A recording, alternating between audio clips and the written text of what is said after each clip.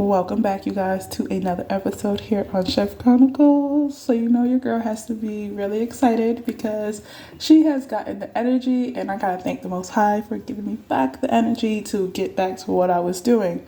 So in the previous video, I showed you guys how to make evaporated milk right in the comfort of your own home, especially if the supermarket is out, using some full-fat milk. Now, today I am going to show you guys how to make homemade condensed milk. Condensed milk is a shelf-stable concentrated milk product that is made by heating fresh milk, which is fat milk, until the water content is reduced, then by adding sugar. Once the sugar is added, not only is it sweet, but it helps to extend the shelf life of condensed milk. Now, condensed milk has a creamy texture. When you look at it and open a can of condensed milk, it has a light caramel color, like a very tinted color. It's very thick and also is very versatile. So people like to use condensed milk in various different ways, whether it's in cooking or baking. And some of the things that you will find condensed milk in is pies, such as key lime pie, for it to be example, homemade ice cream. Some people like to use condensed milk for caramel, and in cooking, curries, and more. Now, I am very big on substitutions, and I'm going to tell you 3 ingredients that you can use to make condensed milk. And one of those ingredients are heavy cream, and heavy cream can be used because of the fact that it has a similar texture. So if you're trying to go ahead and create your own condensed milk recipe, you could definitely use half milk and half heavy cream inside your recipe if you would like. Another substitution is evaporated milk, especially if you're short on time and you don't have 30 to 45 minutes to make it from full fat milk. You could definitely just open a can of evaporated milk or use homemade and just add sugar and cook it going down. The very last thing, especially for all my island lovers, you can use full fat coconut milk. And lastly, some people will use dry milk to make condensed milk, and dry milk is just basically a powdered milk, which I showed you guys in a previous video. All you gotta do is just add water to the dried milk, follow the recipe on the back, and you have milk right at home. Now, condensed milk should take no more than 30 to 45 minutes to make, and it varies because of your stove. Some people may have gas, some people may have electric, so it may take longer. So be patient, take your time. When you are making condensed milk from home and from scratch, condensed milk should be reduced by half.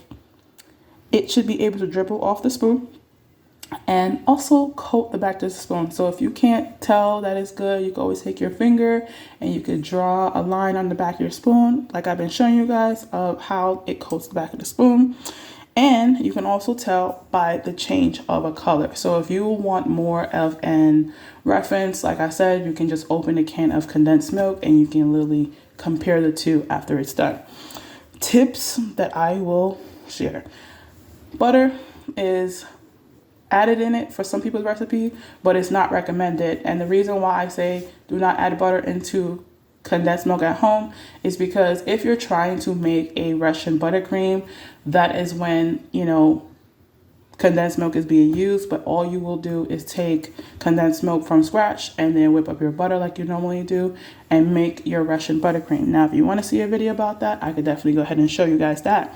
Another tip that I will recommend is to use granulated sugar. Don't use anything else other than granulated sugar because it will help the milk to curdle.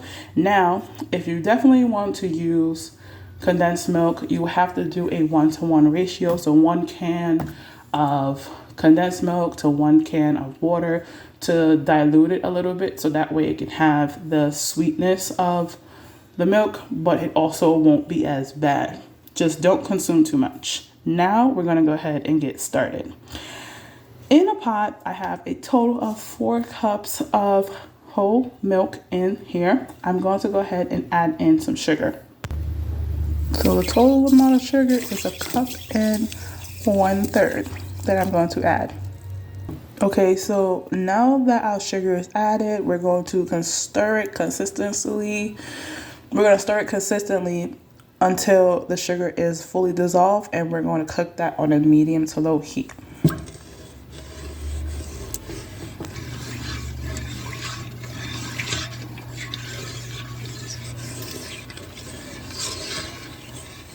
Now, one way you can tell the sugar is fully dissolved is if you look at your utensil, you can see little spots of sugar on there. If you don't see it anymore, and then you're good to go. So this should take me anywhere between 12 to 15 minutes to get up to a simmer. Now, everybody's stove is different, keep that in mind. So after the sugar has dissolved and you can see like steam evaporating out of the milk, definitely once it comes to a simmer, you're going to let it cook on a medium to low heat for 30 minutes to 45 minutes, depending on your stove. Do not stir once it starts simmering. Allow it to just work its magic. You can't see it, but it is simmering.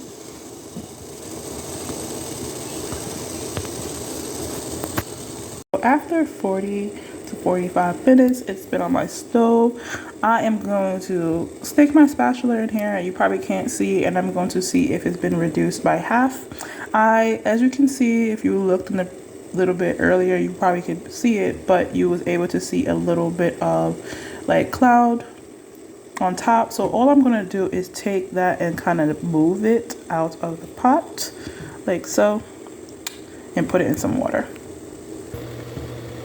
Okay, so after the 45 minutes, it definitely has been this nice thick color. It is definitely coating the back of my spoon. As you can see, I'm really excited for this. Just like that. And what I'm going to do is go ahead and just remove it off the heat and allow it to cool completely before I store it into the jar. So you see, look at the color, perfect. Okay, and our beautiful, wonderful condensed milk is complete. Look how beautiful and thick our homemade condensed milk is. So once you definitely take it off the stove and allow it to cool, you'll definitely come to this wonderful consistency of condensed milk. And please feel free to use it for whatever you like, but definitely store it away in the fridge for later use. So, and that is the end of this episode, you guys. I'll see you guys on the next one. Peace.